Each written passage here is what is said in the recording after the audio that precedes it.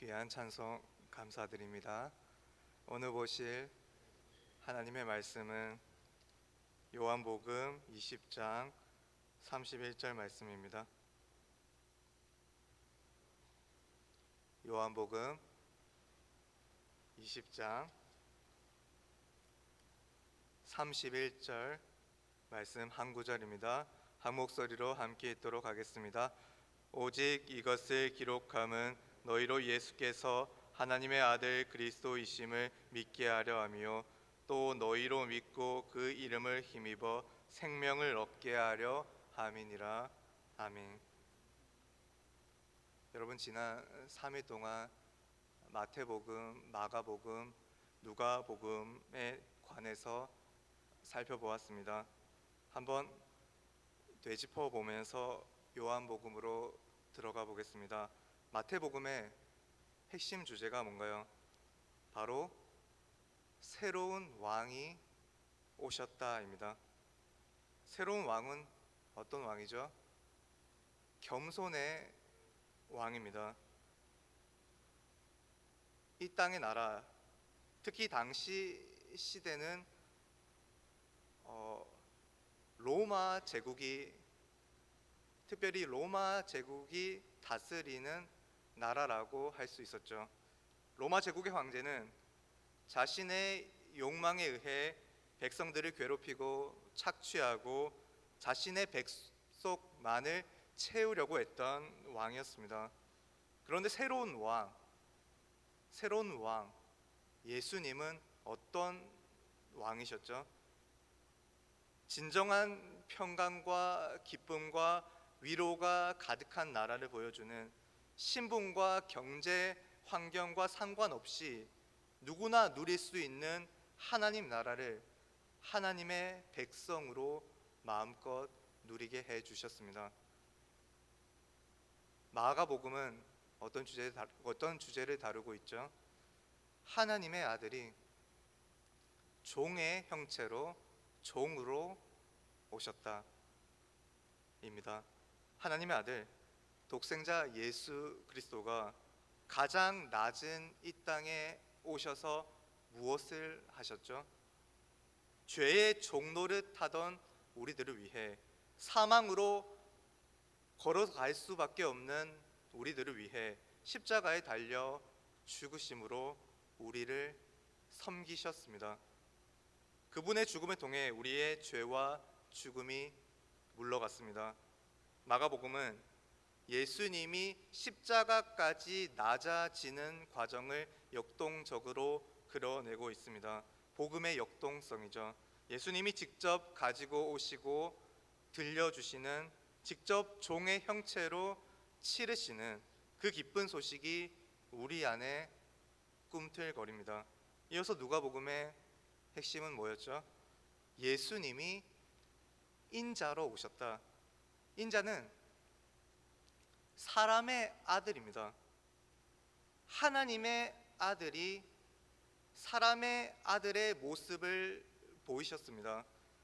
사람의 아들에서 우리는 사람 냄새 나는, 이 사람 냄새 나는 이미지를 발견합니다.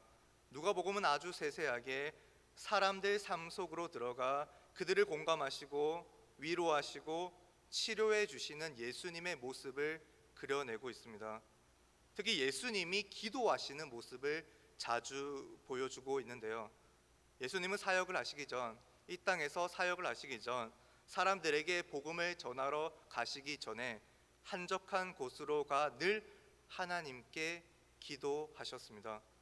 기도 가운데 성령의 충만함을 받아 성령에 이끌린 사역을 한 것이죠.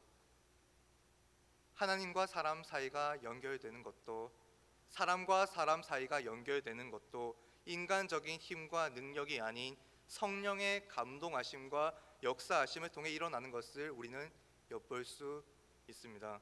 그리고 오늘 우리는 요한복음으로 들어갑니다. 요한복음의 핵심 주제는 하나님의 아들, 하나님의 가족, 그리고 영생입니다. 앞선 세 복음서, 즉 다른 주제와 관점이지만 예수님의 생애와 사역들을 아주 비슷하게 진술하고 있는 그 세 복음서 공과 복음과 달리 요한복음은 구분되는데요. 요한복음은 나름대로의 독특성을 가지고 있습니다. 요한복음을 구체적으로 다루기 전에 먼저 이 공과 복음과 요한복음을 포함한 이 사복음서의 공통점은 뭐죠? 우리의 구원을 위한 예수님의 이야기입니다. 예수님이 누구신가? 예수님이 누구신가라는 질문에 대해서 모든 복음서들은 각자 나름대로의 답변을 긴 서술로 이야기하는데요.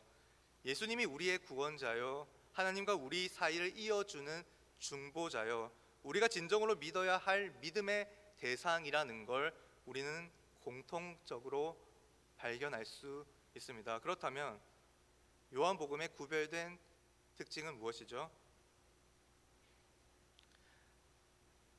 요한복음은 공간복음에 주로 나오는 여러 가지 비유의 가르침, 수많은 사람들을 치료한 사건, 귀신을 축출하는 장면 등이 나오지 않습니다. 반면 공간복음에 전혀 나오지 않는 가나의 혼인잔치, 38년 된 병자를 치료하는 사건, 날 때부터 소경된 자를 치유시키시는 장면, 죽은 나사로를 살리시는 장면이 나옵니다. 그리고 공간복음이 예수님 사역을 갈릴리를 중점적으로 기술한 것과 달리 요한복음은 예루살렘을 중심으로 예수님의 사역을 다루고 있습니다. 또한 십자가 사건을 보았을 때 공간복음서가 십자가를 고난의 이미지로 많이 사용하는 반면 요한복음은 이 예수님의 십자가를 영광의 이미지로 주로 사용하고 있습니다. 마지막으로 요한복음은 영생을 예수님의 재림의 때에 미래에 얻을 선물로 다루기보다 하나님의 아들을 믿는 자에게 이미 주어진 현재의 복으로 다루고 있습니다. 요한복음은 가장 마지막에 쓰인 복음의 책이라고 할 수 있는데요. 초점을 하나로 모으고 있습니다. 뭔가에 집중하고 있습니다. 그게 뭐죠? 특별히 불신자들을 영생의 복음으로 전도하고 믿는 신자들을 양육하기 위함이죠. 이러한 맥락에서 다시 한번 핵심 주제를 읽어보겠습니다. 하나님의 아들, 하나님의 가족, 그리고 영생. 우리는 예수님이 하나님의 아들이라는 말에서 하나님의 영광, 그 하나님의 영광을 목도합니다. 요한복음 1장 14절에 이렇게 말씀하고 있습니다. 제가 읽어드리겠습니다. 말씀이 육신이 되어 우리 가운데 거하심에 우리가 그의 영광을 보니 아버지의 독생자의 영광이요 은혜와 진리가 충만하더라.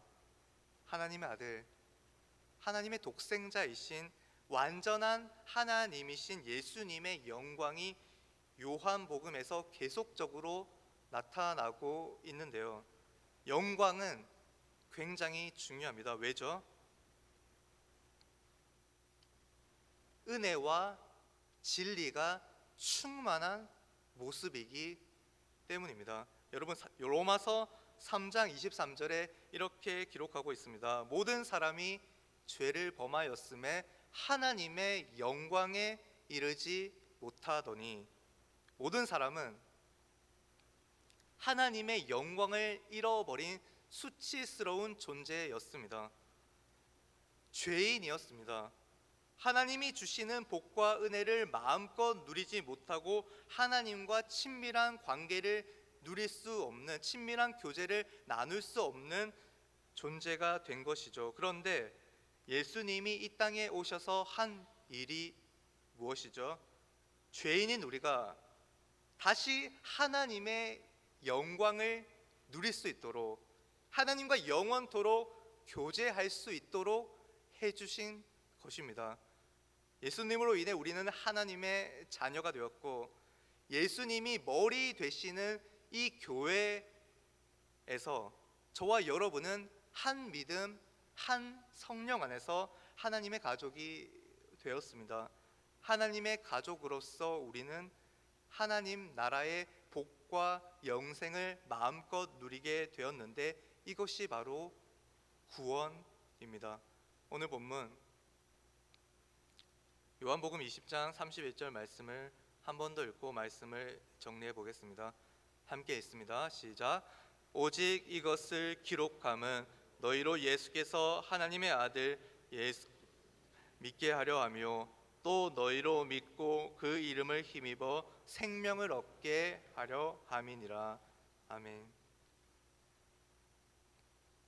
여러분, 하나님의 아들 예수 그리스도를 믿고 예수님을 믿음으로 하나님의 자녀가 된 우리는 하나님의 영광에 들어가 영생 복락을 누리게 되었는데요.